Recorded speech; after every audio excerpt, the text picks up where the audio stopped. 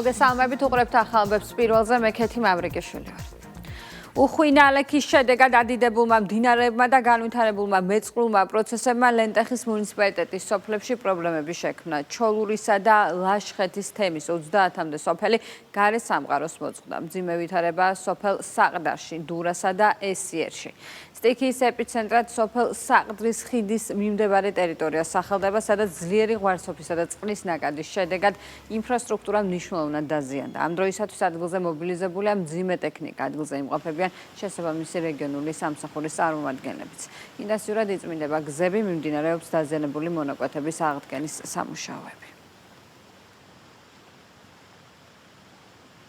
ვიმყოფებით საყდრის ხიდთან მდგომარეობა შედარებით გართულდა, უხმა ნატანმა ისევ აავსო ხიდის კალაპოტი, ვერ ხერხდება მდინარის გატარება ხიდის ქვეშ, შესაბამისად უსაფრთხოების ნორმები არის მაქსიმალურად გათვალისწინებული, მძიმე ტექნიკა გააგრძელებს მუშაობას, პროცესში ჩართულია სამაშველო სამსახური, გზების დეპარტამენტი, ადგილობრივი თვითმმართველობა, როგორც კი ცენტრალური საავტომობილო გზა გავლადი გახდება, ჩვენ დავიწყებთ სტიქიის ზარალის დათვლას, შექმნილია შესაბამისი კომისია. გაანადგურა ცენტრალური საავტომობილო გზები, შიდა სასოფლო გზები, სამეურნეო გზები, მოსპოს უმწალეკა ყველაფერი, სამსოფელ საფრთხე ემუქრება. გუშინ დიდი წვიმების გამო ადიდეს მდინარე და გადაიკეტა სოფსაყდრის ხიდი. ეს არის ცენტრალური ხიდი, რომელიც უკავშირდება მესტიას. თელი დღე მუშაობდა აქ საგზაო დეპარტამენტიდან ასმოსული იყვნენ და მე ხამე ავედი გვიან აქედან და მუშაობდნენ და აქ დაუტოვე მუშები.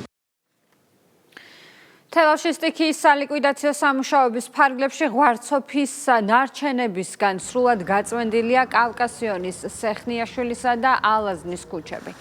ქალაქის ხევზე ნაპირსამაგრის სამუშაოები აქტიურად გრძელდება. დასრულებულია დამბებამდე მისასვლელი გზის მოწყობაც. სამივე დამცავი ჯებირიდან ქვაღორღის გატანა ინტენსიური რეჟიმით მიმდინარეობს. სალიკვიდაციო სამუშაოების პარალელურად საგანგებო შტაბი შესაბამის სამინისტროებთან ერთად დაზიანებული ქუჩებისა და ინფრასტრუქტურის აღდგენის გეგმაზე მუშაობს.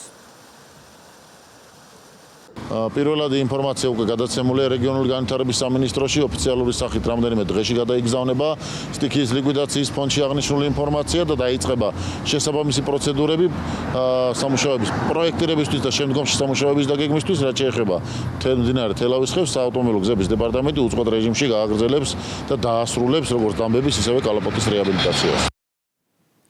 სიძულვილის ენის მორიგი ფაქტი ინტერნეტ სივრცეში. ანასტასია ბენდუქიძის პოდკასტში ცნობილი ქართველი მწერლის ნოდარ დუმბაძის მისამართით გამოთქმულმა შეურაცხყოფამ საზოგადოების მწვავე რეაქცია გამოიწვია. მომხდარი მიუღებელია სახელმწიფო გუნდისთვის. ქართულ ოცნებაში წლების განმავლობაში ქვეყნის გარედან წახალისებული ზიზღის ენის კამპანიაზე საუბრობენ.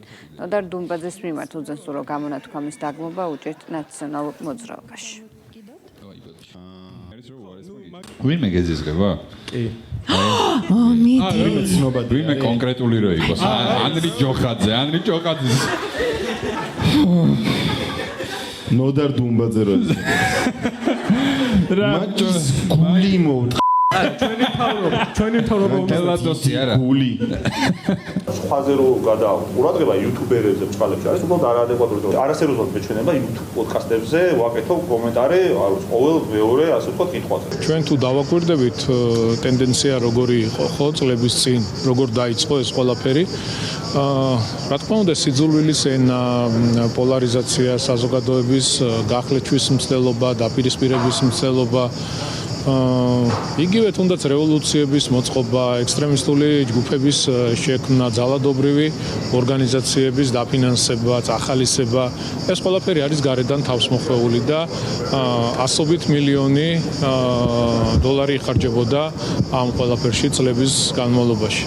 და ის, რასაც ხედავთ დღეს, რა თქმა უნდა, კატეგორიულად მიუღებელია. არაერთხელ გაკეთდა განცხადებები იმასთან დაკავშირებით, რომ სიძულვილის ენა, შეურაცხყოფა ეს არ არის ურთიერთობის სწორი ფორმა. შეიძლება შენ ვიღაცა არ მოგწონს, ვიღაცის გაკეთებული საქმე შენთვის მიუღებელი იყოს, ან პოლიტიკურად რაღაც სხვა შეხედულებები გქონდეს, მაგრამ ეს არ ნიშნავს იმას, რომ გამოხვიდე და ვიღაცას მიაყენო სიტყვიერი შეურაცხყოფა. არასრულწლოვანთა სექსუალური ექსპლუატაციის ბანდების სკანდალი დიდ ბრიტანეთში. ბრიტანეთის პარლამენტის წევრი კონსერვატიული პარტიის წარმომადგენელი კრის ფილიპი ბრიტანეთში მომხდარ უმძიმეს დანაშაულებებზე საუბრობს. მან სექსუალური ექსპლუატაციის საქმეების რამდენიმე მაგალითი მოიყვანა, მათ შორის იყო საქმე, რომელშიც მსხვერპლი 10 წლის გოგონაა. პარლამენტის წევრი ამბობს, რომ 10 წლის გოგონას, რომელიც მიგრანტებისგან ფორმირებული არასრულწლოვანთა სექსუალური ექსპლუატაციის ორგანიზებული ჯგუფის მსხვერპლი გახდა, ხელისუფლების წარმომადგენლებმა მეძავი უწოდეს. ფილიპის განცხადებით იყო კიდევ ერთი შემთხვევაც, რომელიც მოზარდის მიმართ სექსუალურ ძალადობას ეხება. საქმეში პაკისტანური წარმოშობის ტაქსის მძღოლები ფიგურირებდნენ. მამა ცდილობდა საკუთარი ქალიშვილის დახსნას ბინიდან, სადაც მასზე ძალადობდნენ. ადგილზე მივიდა პოლიცია, თუმცა მოძალადების ნაცვლად გოგონას მამა დააკავეს. კრის ფილიპის თქმით, ამ სისტემური მარცხის გამო დღემდე არც ერთი მაღალი თანამდებობის პირი პასუხისმგებაში მიცემული არ ყოფილა.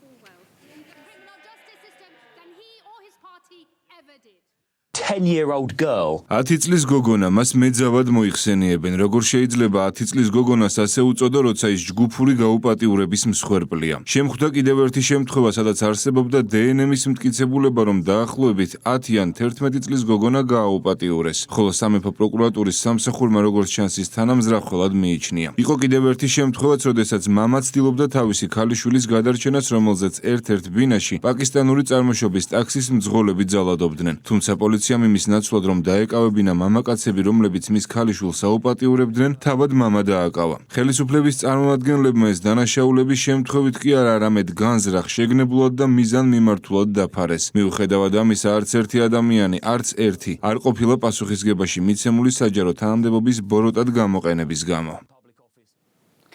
კოოპერატიული ბინათმშენებლობების დაუსრულებლობით დაზარალებული პირების საცხოვრებელი ფართებით დაკმაყოფილების პროცესი აქტიურად გრძელდება. 58 ოჯახს დიდ დიღომში საცხოვრებელი ფართები გადაეცათ. წლის ბოლომდე კი 12 პროექტი დასრულდება, რომელთა ფარგლებში ფართები და 600-მდე ოჯახი დაკმაყოფილდება. 2029 წლისთვის კი 17 პროექტის დასრულება იგეგმება.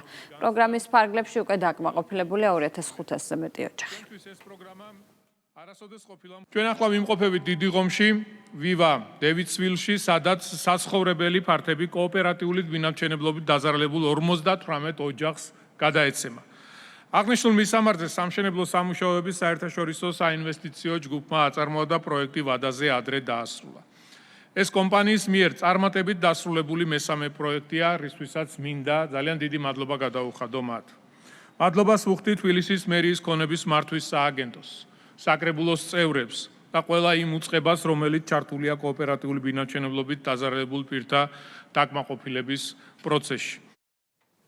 სამართალდამცველებმა ინტერპოლის წითელი ცირკულალის ძებნილი უცხო ქვეყნის 2 მოქალაქე დააკავეს, რომლებიც თურქეთის რესპუბლიკის სამართალდამცავი ორგანოების მოთხოვნის საფუძველზე საერთაშორისო დონეზე იძებნებოდნენ. ჩატარებული საგამოძიებო მოქმედებების შედეგად ძებნილი პირები სხვადასხვა დროს ბათუმში დააკავეს. მათ მიმართ კანონით გათვალისწინებული საექსტრადაციო პროცედურები მიმდინარეობს. შინაგან საქმეთა სამინისტროს თანამშრომლებმა სხვადასხვა დროს ჩატარებული საპოლიციო პრევენციული ღონისძიებების შედეგად ცეცხლსასროლი იარაღებისა და საბრძოლო მასალის მართლსაწინააღმდეგო შეძენა შენახვა ტარების ბრალდებით 7 პირი დააკავეს. ბრალდებულების პირადი საცხოვრებელი სახლებისა და დამხმარე ნაგებობების ჩხრეკის შედეგად ნივთმტკიცებად ამოღებულია სხვადასხვა მოდელის ცეცხლსასროლი იარაღი, საბრძოლო მასალა და ჭიდები. დანაშაული 6 წლამდე ვადით თავისუფლების აღკვეთას ითვალისწინებს. პოლიციამ თბილისში ნარკოდანაშაულის ბრალდებით უცხო ქვეყნის 2 მოქალაქე დააკავა. გამოძიების ინფორმაციით ბრალდებულებმა ნარკოტიკების გავრცელების სქემა შეიმუშავეს და განსაკუთრებით დიდი ოდენობით ნარკოტიკული საშუალების გასაღებას სხვადასხვა მეთოდით გეგმავდნენ. სამართალდამცველებმა საგამოძიებო ექსპერიმენტის დროს ბრალდებულების მიერ მითითებული ადგილებიდან განსაკუთრებით დიდი ოდენობით ნარკოტიკული საშუალება მეტადონი ნივთმტკიცებად ამოიღეს. დანაშაული 20 წლამდეან უვადო პატიმრობას ითვალისწინებს.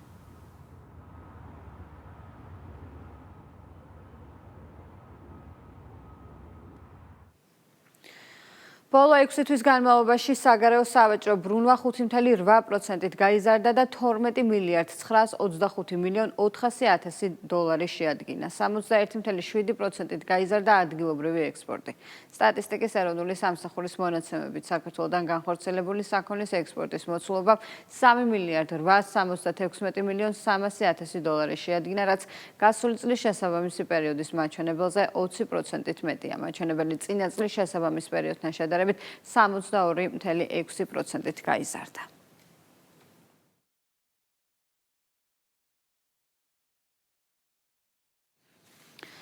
ევროკავშირის ქვეყნებიდან და დიდი ბრიტანეთიდან საქართველოში რეკორდულად მაღალი 259.201 ვიზიტი დაფიქსირდა, რაც 2025 წლის ანალოგიურ პერიოდს 23.4%-ით აღემატება. ტურიზმის ეროვნული ადმინისტრაციის ინფორმაციით, მიმდინარე წლის იანვარ-ივნისის პერიოდში ვიზიტების ზრდასთან ერთად ტურიზმიდან მიღებული შემოსავლები რაოდენობრივად ყველაზე მეტად გაიზარდა ევროკავშირიდან და დიდი ბრიტანეთიდან და რეკორდულ 335 მილიონ დოლარს გადააჭარბა, რაც გასული წლის 2 კვარტლის მონაცემზე 58 მილიონი დოლარით მეტია. გლობალური გამოწვევების ფონზე ტურიზმის ეროვნული ადმინისტრაცია აქტიურად ახდენს ბაზრების დივერსიფიკაციას და ევროპის მასშტაბით მიზნობრივ მარკეტინგულ კამპანიებს ახორციელებს.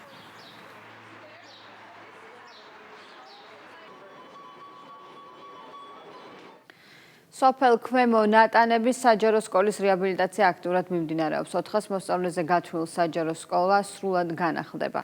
პროექტის ფარგლებში მოეწყობა თანამედროვე საკლასო ოთახები, ბიბლიოთეკა, ლაბორატორია, ეზო, სპორტული მოედნები, გათბობის, წყალმომარაგებისა და კანალიზაციის სისტემები. პროექტს სკოლის ტერიტორიაზე მდებარე ისტორიული კულტურის სახლის შენობის რეაბილიტაციაც დაემატა. სოფელ ქვემო ნატანების საჯარო სკოლის რეაბილიტაცია საქართველოს მთავრობისა და მსოფლიო ბანკის თანადაფინანსებით ხორციელდება. სამუშაოებს დღეს მუნიციპალური განვითარების ფონდის აღმასრულებელი დირექტორი ადგილობრივი ხელისუფლების წარმომადგენლებთან ერთად გაეცნო.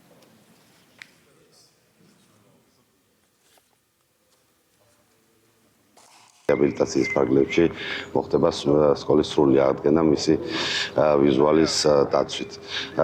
ინფრასტრუქტურის სამინისტროსთან ერთად იქნება გადაწყვეტილება მიღებული, რომ სკოლის მიმდებარედ არსებული ფართი, რომელიც ისტორიულად წარმოადგენდა კულტურის სახლს, იქნება სრულად რეაბილიტირებული და აღდგენილი და სკოლასთან ერთად ნატანები მიიღებს ახალ რეაბილიტირებულ კულტურის სახლს. რეგიონში მიმდინარე პროექტები მოვინახულეთ ქვემო ნატანების საჯარო სკოლის სარეაბილიტაციო სამუშაოები, სკოლა სრულად განახლდება და თანამედროვე სტანდარტებთან იქნება შესაბამისობაში, მოეწყობა სასწავლო ლაბორატორიები, სპორტული სივრცეები, ბიბლიოთეკა და სრულად რეაბილიტირდება გარე.